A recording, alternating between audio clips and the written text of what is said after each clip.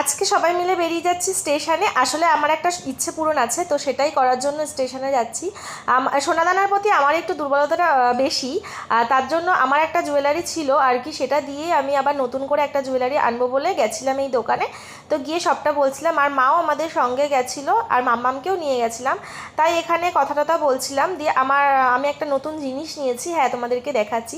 তার আগে বলে সামনেই বরের বার্থডে, তাই এখানে মা ওকে জামা প্যান্ট কিনে দিচ্ছিল। আর তারপরে আমরা স্টেশনে বেশ অনেক কাজ টাজ মিটিয়ে চলে এসেছিলাম বাড়িতে। আর বাড়িতে এসে এই দেখো তোমাদেরকে দেখালাম যে আমি কি জিনিস নিয়েছি।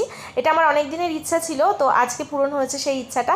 আমার যে জুয়েলারি ছিল আর যেটুকু সামান্য লেগেছে সেটুকু কিন্তু মা আমাকে দিয়েছে, মানে শাশুড়ি মা। আর এই দিকে আমার ডিজাইনটা সত্যি কথা বলতে অন্যরকম লাগলো, আর সবারই পছন্দ হয়েছে। আর এখানে দেখো মামাম মোর বাবার আদর খাচ্ছে, যেটা সবসময়ও খায়। তারপর বাড়ি এসে তখন বাজে 11টা, আর মামাম দেখো এখন HW করতে বসেছে, কারণ সকালে মর্নিং স্কুল, তাই সকালে সময় পাবো